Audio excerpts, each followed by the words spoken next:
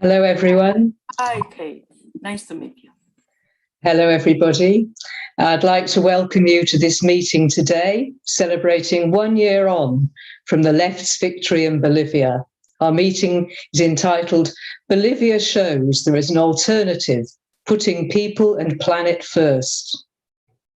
I remember speaking at the massive Friends of Bolivia event, opposing the coup against Evo Morales in November 2019, and then the event on the day of the victory a year ago. So it's great to be chairing this event tonight as the people of Bolivia continue to build a better future and to inspire the left across the world. We stand together with all those struggling for democracy, for social progress and self-determination in Bolivia, and we salute their victories.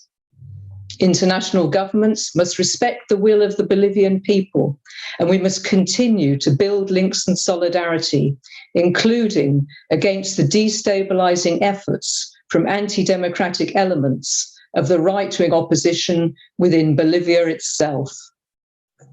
We will be hearing from a range of speakers tonight, and we're pleased to be joined by so many of you, not only on Zoom, but also streaming on YouTube and Facebook.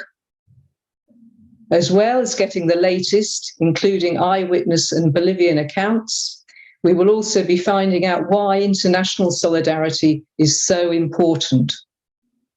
In the links, in the chat, links will be posted by our volunteers about how you can follow Friends of Bolivia and show your support, including, of course, by making much needed donations. So thanks for joining us. And I'm very pleased now to welcome our first speaker, who's Tim Young from Friends of Bolivia. Tim, over to you. Thanks very much, Kate. Before I talk about the achievements of the RC government in restoring the damage done to the country under the coup regime led by Áñez, I want to put them into a bit more context. The coup had some very clear objectives: to remove Morales and the movement from socialism, the MAS, from power, and to turn the clock back to implement a neoliberal and racist agenda. And this involved a wave of human rights abuses targeting trade unionists, indigenous activists and mass supporters. And shockingly, it included the racist massacre of indigenous protesters at Sacaba and Sencata by military and police forces. And in the 11 months that the coup regime actually lasted, it was characterized by widespread repression, corruption and total incompetence, particularly in the mishandling of the COVID pandemic. The results were soaring poverty and inequality, as well as a major crisis in healthcare. But, as we know, that period also saw heroic resistance against the regime by a broad coalition of unions, indigenous movements, neighbourhood organisations, and of course, the MAS. So the achievements, what have been the achievements of the new government following Luis Arce's decisive victory in October 2020? If we take the economy, first of all, to tackle the devastating impact on people's incomes, one of Arce's first acts was to sign into law the Bonus Against Hunger initiative, which has provided payments to help over 4 million people. And other measures have included an increase in pensions and a yearly tax on the very rich whose wealth exceeds $4.3 million. And these measures have helped the Bolivian economy to grow by 5.3% in the first 4 months of 2021. If we look at the medium to longer term, the government has also set up a fund worth $214 million to finance initiatives by municipal governments and indigenous communities, especially those focused on productive infrastructure and projects. And most importantly, for the longer term, the government is developing a lithium-first industrial strategy to get the sector moving again in the right direction. And this has involved engaging with leading companies in the field and collaborating with other lithium-producing Latin American states. And the aim here is to prevent transnational companies exploiting Bolivia's vast lithium reserves and position Bolivia as a global leader in the lithium field. On health, what the government's done is to put into practice a three-pronged strategy to tackle the pandemic. And this has involved widespread testing being carried out by the municipalities, coordination between departmental and municipal governments, and national provision of the necessary tests and medical supplies and staffing, as well as the purchase of vaccines. The vaccine program has been actually crucial to recovery. Currently, more than 60% of the country's population over 18 years of age have had a first vaccine dose, while 47% of the population have been double vaccinated. If we look now at what's been achieved in the international arena by the RC government, Bolivia has begun rebuilding links with allies and partners that were dismantled by the coup regime. So support has been renewed for regional integration in Latin America by resuming participation in 3 of the most important regional organizations for trade, dialogue and security, ALBA, CELAC and UNASUR. Diplomatic relations have also been restored with Venezuela and Cuba, and a wide-ranging agreement has been signed with Mexico. And President Arce has also joined growing calls for the resignation of Luis Amalgo, the OAS, the Organization of American States Secretary General, who was instrumental in the coup in terms of the statement that he rushed out saying that it was electoral fraud. The government's also committed to holding into account those responsible for a wide range of crimes committed under the coup regime. So criminal proceedings are being pursued against a range of coup supporters. This includes the Bolivian police chief for his role in the massacre of protesters at Sacaba and Sincata, as well as coup president Áñez herself, who's being held on charges that include systematic violation of human rights, sedition and corruption. The government's also had to tackle the issue of military support for the coup and the coup regime. So soon after his election, President Arce made some top-level changes in the armed forces to reduce the likelihood of their supporting new coups. And this month, he's also made additional leadership changes to reinforce this further. But clearly, there's still a need for the government to be on guard against destabilisation moves by the right wing, and I'm sure we'll hear about this in later contributions. Earlier this month, opposition organisations led by the main actors in the 2019 coup, such as Luis Camacho and Carlos Mesa, called for a civic strike against the Arce government with a list of reactionary demands. But fortunately, hundreds of people in various parts of the country demonstrated on the streets their support for the government, so that apart from lockouts in a few wealthy districts in Santa Cruz, the civic strike actually came to nothing at all. But what this episode shows us is that the right-wing opposition is not reconciled to the new government in any way. So the need is still there for international support from the MAS, the social movements and for the RC government against any reactionary attempts to block social progress and restore by force another right-wing regime. Thanks, Kate. Thanks very much indeed, Tim, and really big congratulations to Friends of Bolivia for all the work that you do in this crucial area. So moving now to our next speaker, it's a great pleasure to welcome Claudia Turbet-Delof. She's a Bolivian activist from Wiphalas across the world. Welcome, Claudia. Thank you, Kate, and how amazing to hear, Tim. Thank you, Tim, and for the amazing event that you have prepared today. Wiphalas across the world, we are an international collective, and today I really want to focus on the importance of international solidarity, and I want to say also thank you to everyone who has put in the efforts for us, for Bolivians, to say that we have recovered democracy again. So I want to start by saying Halyaya, brothers and sisters, Halyaya, Wiphalas across the world, and Halyaya, our plurinational state of Bolivia. It is an absolute pleasure to be here and meet you again.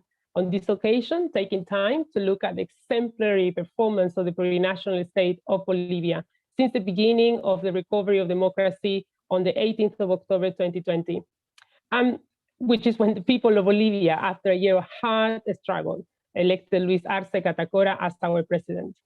Let me also pay homage to the brothers and sisters that we lost in the coup, to the brothers and sisters that also were persecuted, and to the many brothers and sisters whose stories we haven't yet heard, stories and testimonies of distress, of abuse, of violence during this bloody US-backed coup.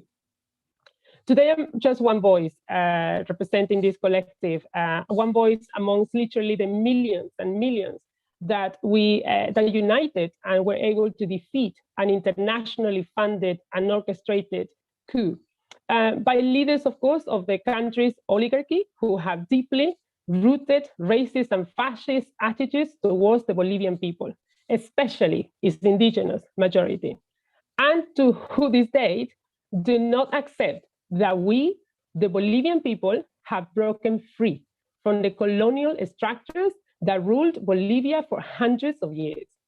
And it is for this reason, for this freedom that we are experiencing, for the process of change, from this decolonization process, that Bolivians abroad, including myself and everyone that joined forces, were able to quickly mobilize. We attended rallies, we created cabildos, we went to United Nations, we attended countless of meetings, and we were very loud and apologetic about demanding that Janine Áñez call for free elections and called and ended the violations of human rights in Bolivia. We also were very quick to oppose to all of the attempts by the coup regime, the golpistas, to proscribe our candidates, now elected President Luis Arce Catacora and Vice President David Choquehuanca Céspedes. So for us as a collective, this is a prime example of how Bolivia and the strength of the Bolivian people shows to the world that we will always defend our democracy, the sovereignty of our people, the sovereignty of our nations, and our process of change. The Bolivian people will never regress back to a colonial Bolivia. That will never happen. And this is because people in Bolivia have suffered enough to know that we don't want to go back to the old days where the majority of the population were invisible to the small racist elite that ruled over us and oppressed us, essentially denying our basic rights, such as access to healthcare and education, and always using this weapon they still use even after a resounding victory in Bolivia, or trying to dehumanize us as nations, trying to divide us, sowing division with a rhetoric that Bolivian indigenous nations that make up Bolivia are incapable of governing ourselves. But comrades and friends, we have proven wrong. We have proven the empire completely wrong. And this is why we believe that Bolivia is an inspiration to all. And as such, it's necessary to protect it.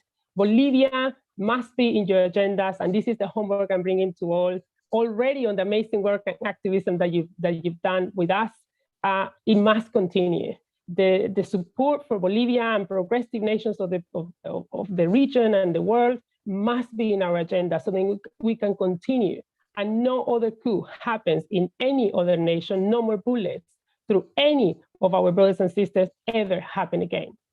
So just coming to an end of our intervention today is that we wanted to say that there have been developments despite our country and our elected government recovering the economy, bringing back the rights that have characterized the plurinational state of Bolivia, where we have equal representation and equal identity in our plurinational state. There is a small growing, decreasing on a daily basis, I would say, but this elite that in Santa Cruz de la Sierra, which is led by Luis Fernando Camacho and Rómulo Calvo, who in a recent event, before I say that, who continue to deny, who continue to perhaps not realize that 55% resounding success and a growing support on a daily basis means that they really don't have, their project is really failing.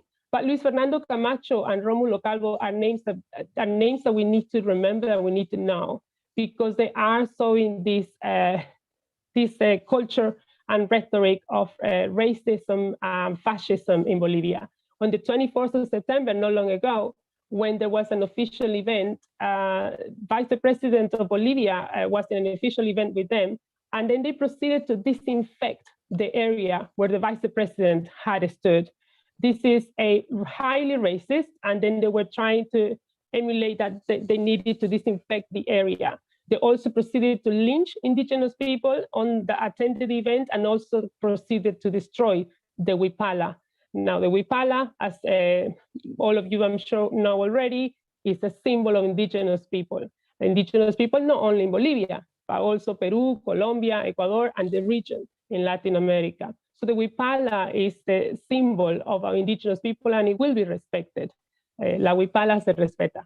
And just to end, I wanted to say that it really is very important also to show that during this on the 1-year anniversary, it's been really clear how the indigenous people and the reivindication of our roots, of who we are, and our identity has meant that, for example, when this event happened, nearly 1 million people went onto the street to say, you have to respect my Wiphala, and our Wiphala is part of our symbols.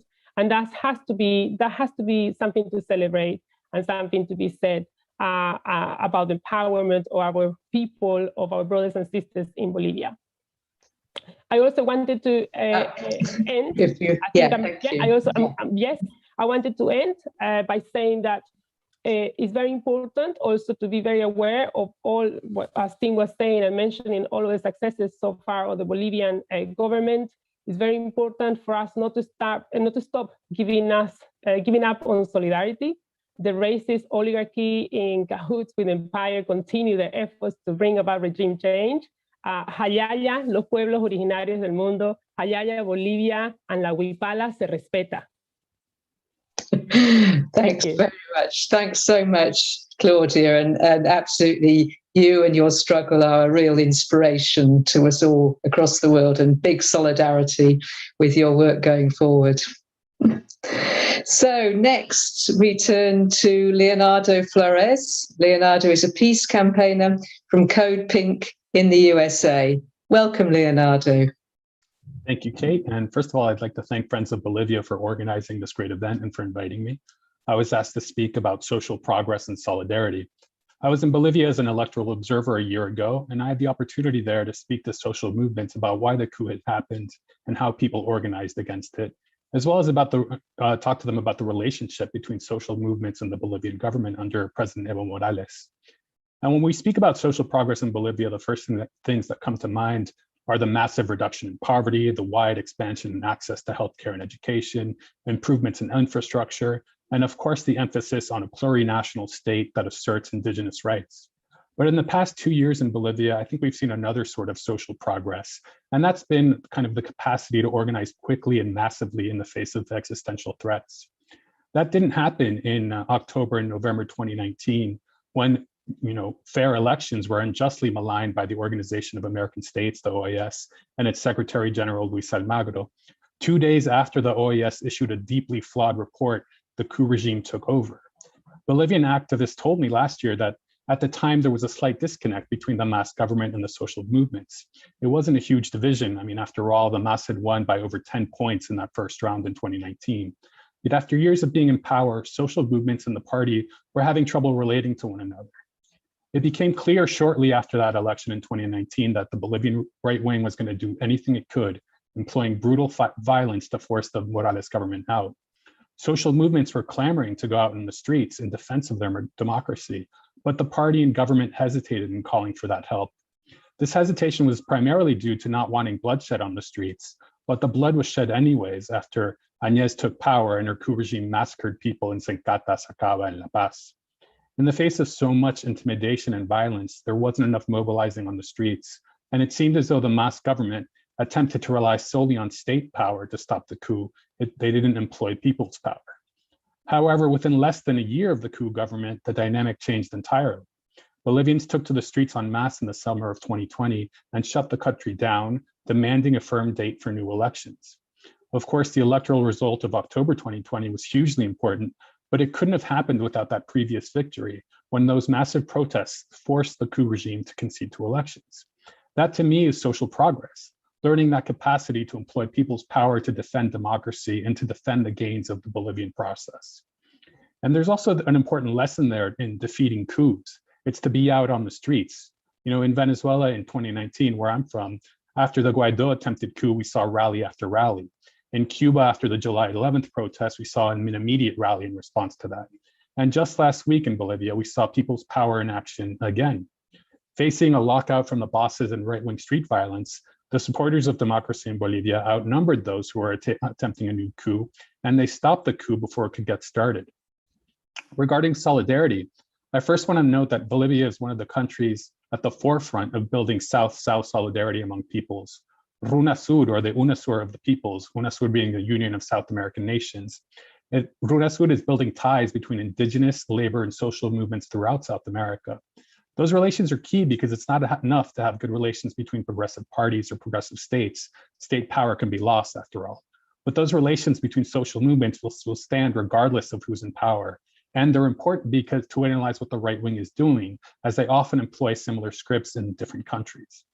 And in terms of solidarity from the US and the UK with the Bolivian people, I think we have our work cut out for us. I mean, there are still prominent intellectuals, NGOs, and media outlets that refuse to acknowledge that a coup took place and that are out there advocating for Añez. Some of these people have never said a word about her victims. So those of us who wish to be in solidarity have to go after our own governments for their roles in the coup and for continuing to interfere in Bolivia's domestic affairs. Coup leaders have received funding or support from the United States, after all. We also have to be ready to push back against false narratives. I'm sure you all remember that in the run-up to the 2019 elections, corporate media in the US and in the UK and other countries from the North began turning on Evo, calling him anti-indigenous and anti-environment. I mean, these are totally ludicrous claims, of course. But the most dangerous narrative of all was the false OAS claim about fraud in the elections. And we know that the OAS functions as an extension of the US State Department, and it should become a target of the solidarity movement. One of the big points of discussion at last month's meeting of the Community of Latin American and Caribbean States, the CELAC, was about the future of the OAS, with several countries questioning whether it should be abandoned or reformed. Bolivia has been one of the leaders in pushing this discussion. Clearly, the bulk of the struggle against the OAS is the responsibility of those of us in the Americas, but the UK has permanent observer status at the OAS and contributes funds to the organization, so there's work to be done on that front as well. Calling for the resignation of Almagro and an end to the OAS as we know it is an important way not just to be in solidarity with the Bolivian people, but with people throughout the Caribbean and Latin America. Thank you. Thanks very much indeed, Leonardo. That's great. And there's some very strong lessons and thoughts there for the way we organise solidarity here in Britain too. And greetings to CodePink and respect for the amazing work you do for peace. So now we're turning to our next speaker, Miriam Amancay Colque. Miriam is a Bolivian activist and trade unionist here in London. So welcome, Miriam. The floor is yours. Thank you to Friends of Bolivia for inviting me to speak today, and my greetings to Kate and all my fellow speakers. In a protest statement sent a few months ago to the European Union, I said, 14 years ago, the Bolivian people elected Compañero Evo Morales, the first indigenous president, because we were tired of seeing our country being ransacked and raped by colonialism and imperialism. The oligarchs treated our country like their hacienda. In more than 20 years of neoliberalism, Bolivia suffered massive economic damage due to the privatization of public companies. With Evo, we recover our dignity and sovereignty. We saw progress, redistribution of wealth, and empowerment of the native people. Evo gave a lesson to neoliberals of how to run the country. But a coup happened in November 2019. A bunch of political gangsters supported by imperialists, fascists, Luis Almagro, European Union, some regional governments, Catholic Church and others, illegally handed power to Janine Áñez. This dictatorial regime resembled living back in colonial times. With Decree 4078, indigenous people were killed in Sacaba, Sencarta, Pedregal, Montero, Betanzos, etc. They bankrupt the economy. Looting and corruption was their calling card. Bolivian people resisted and mobilized, demanding elections, and Luis Arce and David Choquehuanca of the Movement Towards Socialism were elected. As our hero, Tupac Katari, said, "We'll be back in our millions. We are now back." Today we celebrate a year since 55.1% of Bolivians voted for democracy and stability when they placed their hopes in Lucho and David. They have been told by the people to fix the economy, health, education, justice, and they are working non-stop. The vaccination program is underway with positive results. The education plan is to reopen the schools fully after the vaccination program. Bolivia has its own economic model known as the Social, Community, and Productive Economic Model, written by President Luis Arce, based on the Vivir Bien. And exactly today, a national summit for economic and productive reconstruction is taking place. The economy has been reactivated.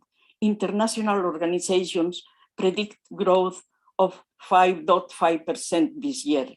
Strategic public enterprises left ruined by the coup plotters have been reactivated, and others are on the way.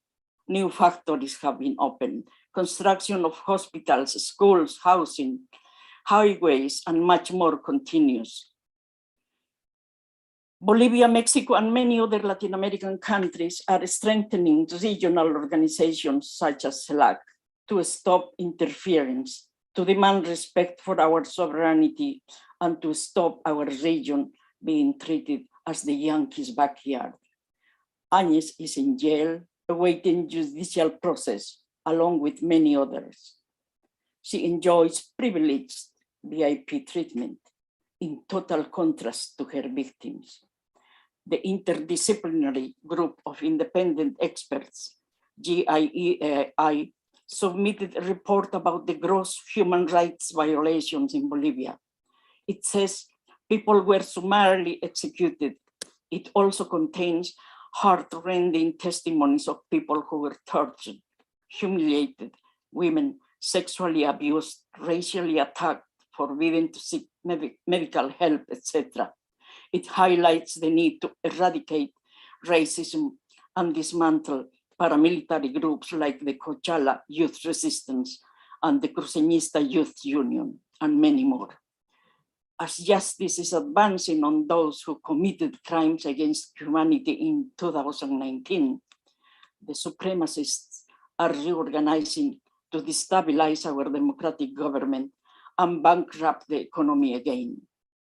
The recent attempt and failure to undermine Arce's government by fascist Camacho and the civic committees with the so-called general strike had little support, despite being championed in international news media. They want impunity and no investigation of the crimes they committed. We demand justice for our dead, wounded, persecuted, tortured, and imprisoned. European fascism wants to revive colonialism in the global south. The Bolivian people are not immune to the continued fascist attacks. On September 24, the far right in Santa Cruz offended the then standing President David Choquehuanca and our symbol of resistance, the Wiphala. In response, on October 12, the day of indigenous resistance, a massive mobilization in the whole country took place with the Wipalazo, demanding respect for indigenous people and our ancestral symbol, the Wiphala. The plazas and streets belong to the people, and they must continue taking to the streets in permanent mobilization to reassert our unity and strength against the reactionaries. We have recovered democracy thanks to the unity of indigenous people and social movements who are behind President Arce. We say Never again to so much humiliation, so much racism against indigenous people. We lived more than 500 years of injustice, looting, robbery, exploitation, and death. The children and grandchildren of the Abya Yala will continue in resistance. We just learned that mercenaries who ended the life of the Haitian president also wanted to put at risk the life of President Arce, and strongly condemn this.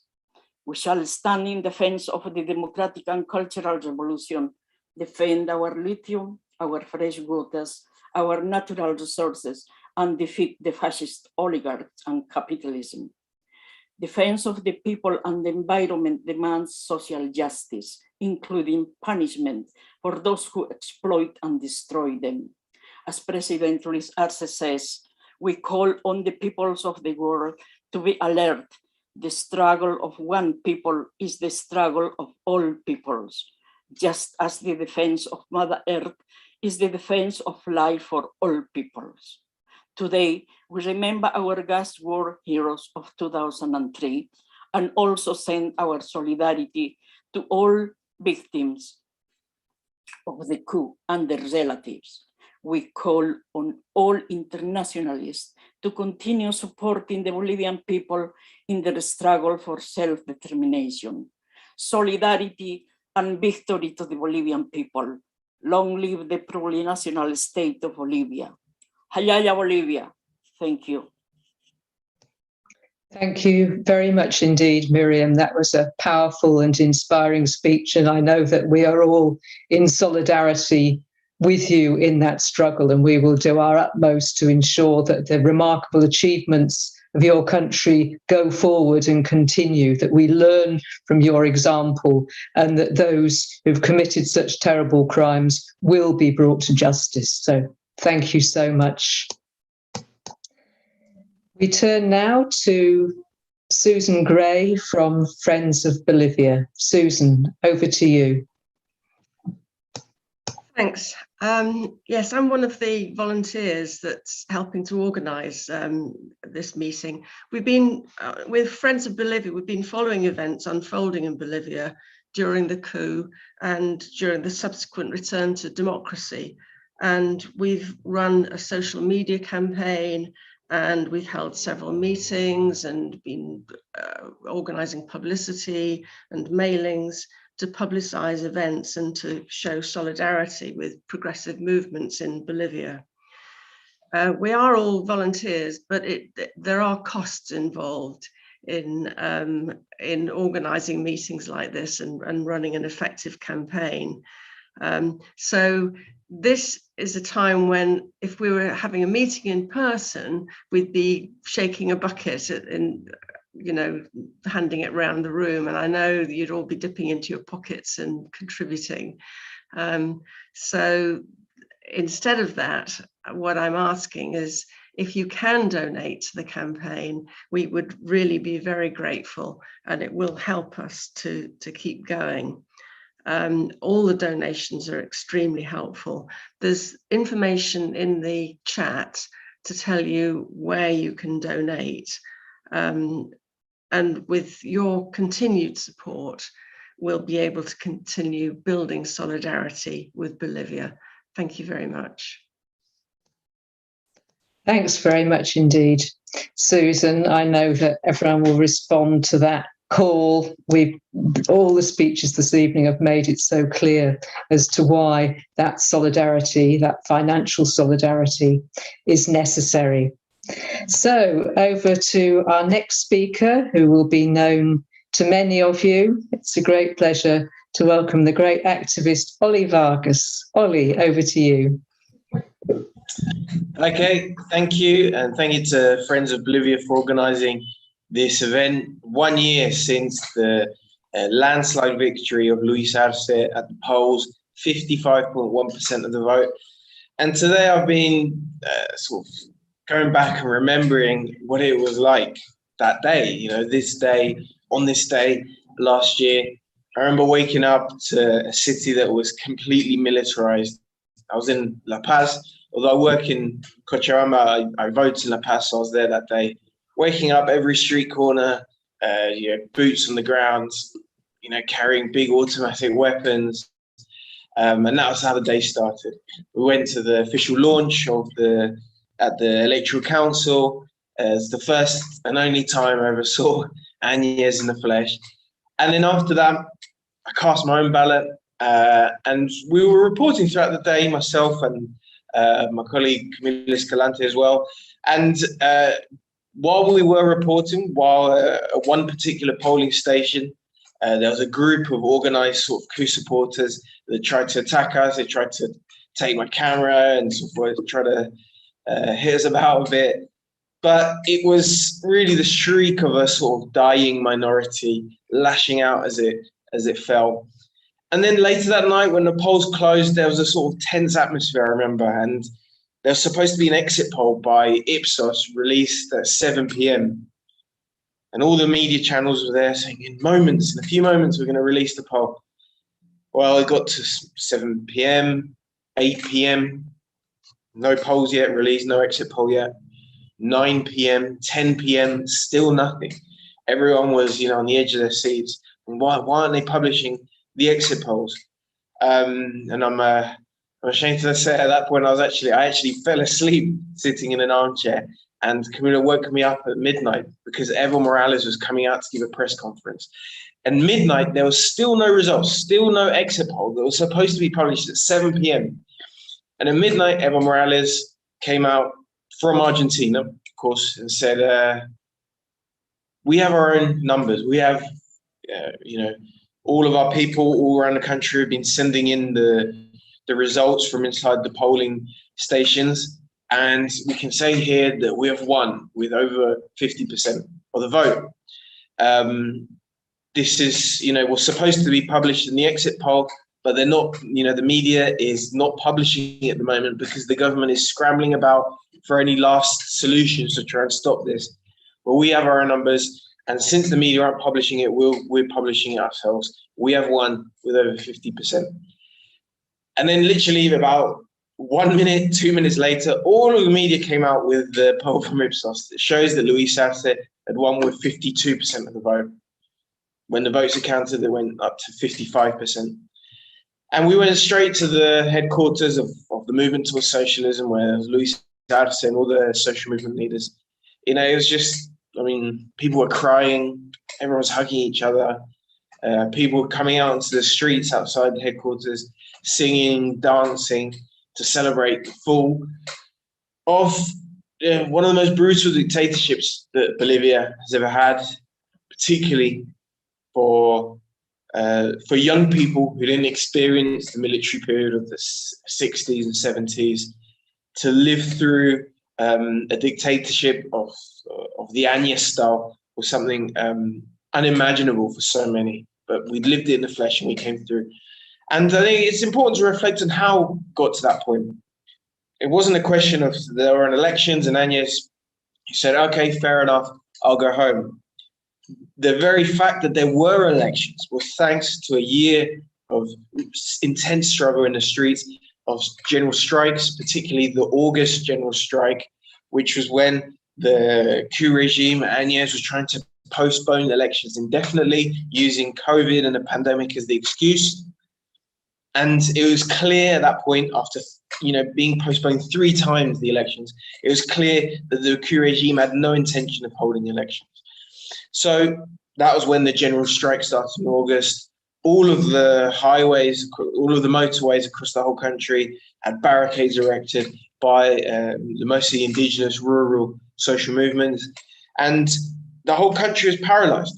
And there was a sense that the government was no longer able to even govern large sections of the country. And that sent a chill down the spine of the regime. And that's when they were forced to accept elections. But I think that was also what forced them to accept the result, because they knew that if they didn't accept the result, they would have an even more intense uprising of in the style that there was in August, and they knew that they wouldn't be able to withstand that. There were some figures in the coup regime that did try to prevent the victory of Luis Arce by underhand means, We know, thanks to an article in The Intercept, that the defense minister of Áñez he's now run off to Brazil. But at that time, he was in contact with mercenary groups in Miami, the sorts of mercenary groups that tried to carry out coups in Venezuela, that killed the president of Haiti. He was in contact with those mercenaries, hatching a plan for a second coup to prevent Luis Arce taking power, in which an elite unit of mercenaries would come in and with sections of the police and the military at their command to take the institutions of government in the capital or in La Paz. Just today, there's been more revelations that numerous Colombian citizens, one of whom is currently arrested in Haiti for the assassination of the ex-president Jovenel Moïse, those people came into Bolivia on the 16th of October, 2 days before the elections. One Colombian citizen who's now arrested in Haiti, and two other Colombian citizens who own the sort of quote-unquote security firm, i.e. mercenary group, that hired the people who killed the Haitian president. This is the CTU, the Counterterrorism Unit Security Company. They were in Bolivia 2 days before the elections. They were staying at a hotel 2 blocks away from the presidential palace. And it's that plan also came apart because it became clear that even if they were to assassinate Luis Arce, which was the plan they were trying to form with the Minister of Defense, even if they were able to do that, that would likely trigger a wave of unrest, a wave of uprisings that they wouldn't be able to contain, even with all the mercenaries in the world. So I think that strength of from the grassroots, from social movement, was what won the day. Last year on this day, the election was just an expression of what the majority of Bolivians think, but the realization of it and the mass taking power was thanks to that struggle that lasted a whole year. And I think now, we can also reflect on how things have been in Bolivia, the most important of which I think is the economic recovery that there has been. Last year, there was total economic chaos. Unemployment more than tripled during that time. It was a crisis that began before the pandemic because Áñez had a strategy right from the start to close down all of the nationalized companies, to cut funding to all the public works projects. And that's precisely what Luis Arce has undone since coming to power. From the very start, he said, we will complete all of the public works projects that Evo Morales started and which were closed down by Áñez. These are projects to build roads, hundreds of schools, hospitals, a nuclear research facility in El Alto, which is about research for cancer patients, the use of nuclear technology to treat cancer. All of these exciting projects that Evo Morales built were closed down by Áñez, and now they're reopened again. And just at the weekend, I was in La Paz with a state company called Quipus, which produces laptops, tablets, phones. And it produces it within Bolivia, Bolivian workers, and it's a state company, nationalized company. All of the profits from all the sales go back into the state and then can be spent on social programs, on the infrastructure and development. And there's so many of these exciting initiatives. And I think, all around the world, people can see the sorts of solutions that can be built in a post-neoliberal economy. And I think that's tremendously exciting. It's something to keep an eye on. But of course, we can't be complacent. Bolivia's democracy is fragile. It's come under numerous threats, particularly in the eastern city of Santa Cruz, where the separatist politics of 2008 and 2009 have reborn. And we know that from WikiLeaks, that in 2008 and 2009, those far-right separatist groups received over $4 million from the United States. So we have to be alert for US intervention into those sorts of violent, racist projects to destabilize Bolivia's recently recovered democracy. And I hope all of you can help us in that, just sharing the information, getting the word out there that there is, the fact that Áñez is arrested is not political persecution, it's justice for the victims of the massacres that she carried out. The fact that numerous military generals in jail is justice for those victims. So I hope all of you here today and Friends of Bolivia can help us get that message out. Follow us on CodePink News, of course, on Facebook, on Twitter, on our own website, and we hope to continue putting the word out there. Thank you very much. Thanks very much, Ollie. That's incredibly interesting. And thanks for the work that you and your fellow journalists do there in Bolivia. I mean, you mentioned your social media and Twitter. I just recommend to everyone to follow you on Twitter for the live updates and all the latest information. So thanks very much indeed for that. So before our final speaker, who will be Jeremy Corbyn, I'd like to thank everyone who has spoken so far, everyone who's tuned in, and of course, in particular, our comrades in Bolivia for their heroic struggle. They show so clearly that another world is possible and that we can keep fighting and we can defeat US imperialism and we can win peace and justice around the world. Please do what you can to support Friends of Bolivia, including by donating and following on social media. And please keep up your vocal international solidarity with all those struggling for democracy, social progress, and self-determination in Bolivia. And now, without further ado, let's turn to Jeremy Corbyn MP, the long-standing campaigner in solidarity with Latin America and Bolivia. Welcome, Jeremy, and over to you. Kate, thank you very much, and thank you for inviting me to join this panel. What a superb range of speakers we've got. I really enjoyed all the contributions that I've been listening to in this discussion. To me, Bolivia is special, is different, is heroic, and above all, gives us all a sense of hope and optimism. If one reads the history of pre-colonial Latin America, you can see that Bolivia and Peru were the absolute center of the Inca civilization and the civilizations that went before it. And the whole amazing history and the inventions and the civilization that was there before the Spanish arrived and then established their colonies across Latin America. And then if you read the work of Simón Bolívar and read of his travels, his journeys, and his interpretation of what each part of Latin America should be, he saw Bolivia as something rather different in the sense that it had to be multi-ethnic, it had to be multilingual, and it did not have to be dominated by the Spanish language. And I think that is what makes Bolivia different to many other countries in the region, in that there's a greater diversity of language and a huge pride in the pre-Hispanic culture and civilization that was there. And so that tradition of fighting back against exploitation goes back a long way. But then if you look at what Bolivia's natural resources were and what they are now, you begin to see where the riches of Spain and other places came from.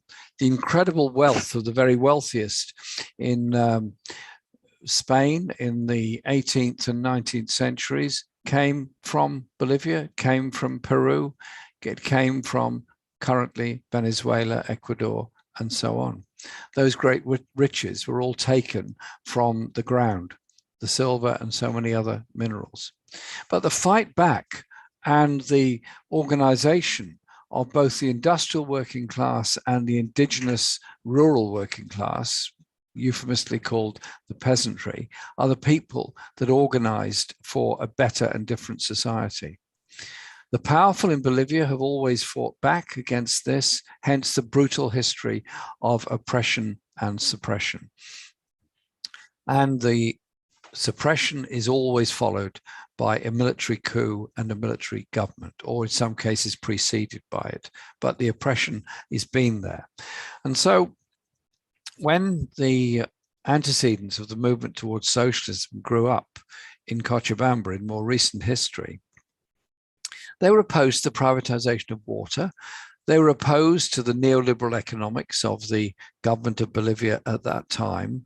And they were standing up against the injustice and inequality and poverty and the destruction of the natural world in Bolivia. And then this grew, and Evo Morales eventually was elected president, the first indigenous president, the first non-Spanish speaking president, and the achievements of that mass government were incredible. The new constitution, which guaranteed the place of women in society, that guaranteed protection for the natural world and the environment, that guaranteed the linguistic diversity of the whole country and guaranteed the right to access to education and health and so much else. It was a constitution about rights. I first went to Bolivia as a very young man in the 1960s. And later, I led a parliamentary delegation there during the time of the first mass government. And I have to say, even the Conservatives on the parliamentary delegation that I led were astonished and impressed by the constitutional achievements of a public participation to build that kind of society.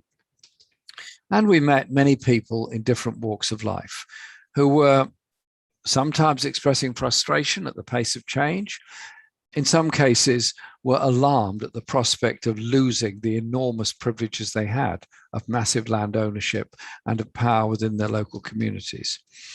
But when you threaten the great power of the landowners, of the very rich, of those whose resources often end up in tax havens, when you threaten that power, it gets very nasty. And lawfare was fought against Evo and against the government of Bolivia. It was a coup in all but name. A coup we've always thought of traditionally as the army marching down the street, killing everyone in front of them and forming a government. It was slightly different, but it was a lawfare coup that took place. And it's to the eternal credit of Evo Morales as president, of Andrés Manuel López Obrador as president of Mexico, and Evo Morales as president of Bolivia, that AMLO was able to offer him a place of safety in Mexico, which he took, and I'm so pleased he did, because that meant he could then eventually go to Argentina and organize the fight back en masse. And that was an astonishing sight to see. The campaign of education, of activism, of participation, and in some cases, the campaign of self-criticism of the party that felt it, in some cases, it got a bit too far away from the people that it represented. I think there are lessons for us in that. A Labour Party in Britain that goes too far away from its supporters is not a Labour Party, because any socialist party, any progressive organization has got to be rooted in the popular life and the popular struggle of the people. Otherwise, it just becomes another political party organizing from above. And so when the election victory came, and Ollie described it so brilliantly, that joy, that achievement, fantastic. And now the issues that face Bolivia. Bolivia will be at COP26 in Glasgow, and I look forward to meeting the delegation and talking to them, because theirs will be a lesson to so many others around the world, that you can protect your natural world and improve the living standards of people at the same time. It's not an either or, but you have to deal with inequality, you have to deal with injustice, and you have to educate the population to understand that living with the natural world is the only proper way forward. And so COP26 is a huge opportunity for Bolivia to say on the world stage what it's achieved and what it hopes to achieve, and why it is countries like Bolivia that have contributed so little to climate change, global warming, and global pollution that are paying the highest price for it. But there's two other things I just want to quickly mention before Kate calls time on me. The first is the role Bolivia can and does play in international peace work and disarmament. I've this weekend been at the International Peace Bureau conference in Barcelona. It was amazing, 900 delegates there and about 2,000 delegates online. And it's become what it was always intended to be. It was founded in the 19th century, a global forum for peace, for disarmament, and for environmental sustainability. And there were speakers from all over the world there. And the next conference is going to be held in one of the indigenous areas of India or somewhere in South Asia to show the global reach of the IPB. But the IPB has a big job on its hands because the Nuclear Non-Proliferation Treaty Review Conference comes up. The declared nuclear weapon states have got to take steps towards disarmament. That's implicit in the treaty and explicit in the treaty. But also, the rest of the world has got to wake up to the fact the majority of nations, including Bolivia, support a global ban on nuclear weapons. And Latin America is a nuclear weapons-free zone. The contribution and the leadership and the intellectual stimulation that Bolivia brings to that debate is enormous. The last thing I'd say is this. I was watching last week President Lopez Obrador hosting a meeting of heads of government from Central America, the Caribbean, and South America. In other words, all of the Americas, with the exception of the USA and Canada, the idea being to develop and strengthen that alliance. Bolivia, of course, was there and strongly supportive of this process. It's that voice of countries that freed themselves from colonialism in the Caribbean, in Central America, in South America, principally from Spain and Portugal, but also from Britain, France, and the Netherlands. And it's that voice in CELAC, which will be one about improving trade within CELAC, which will be about environmental sustainability, and will be about improving living standards in an area, a continent that has grotesque levels of inequality. But there are some countries where that inequality is reducing or reduced enormously, such as Cuba, such as now Bolivia, and such as at various times in its history, particularly during the period of popular unity government in Chile. But that sense of unity across Latin America is something that is very important and very precious. And when we have our annual conference on solidarity with Latin America in London in December, I hope that Bolivia will have a very big place and a big ability to explain what they've achieved and how they're achieving it and how that solidarity goes across borders. And we'll hear from comrades and friends in Brazil who've suffered so grievously during the Bolsonaro period, and again are hoping that they will win an election and that Lula will become the president once again, so we can start to make progress on environmental sustainability and human equality. The two things are not opposites, they're actually one and the same. Tonight, we're recognizing that Bolivia does put people and the planet first, and it's a good example ahead of COP26 in Glasgow that we can all take with us and use. Can I say thank you, Kate, and thank you to all the others that have spoken today. Solidarity with the people of Bolivia, and we'll continue to express that solidarity in this country. Maybe we're not in government to express it, but there's an awful lot of us around in lots of organizations and lots of activity that can do and will express that solidarity, because at the end of the day, we rely on each other's support in order to go forward. Thank you, Kate. Thanks very much indeed, Jeremy. And as ever, thank you for your really powerful message of unity in the struggle of the people and your message of solidarity. And thank you to everyone who's joined us this evening. Thank you very much for coming. Thank you, everyone.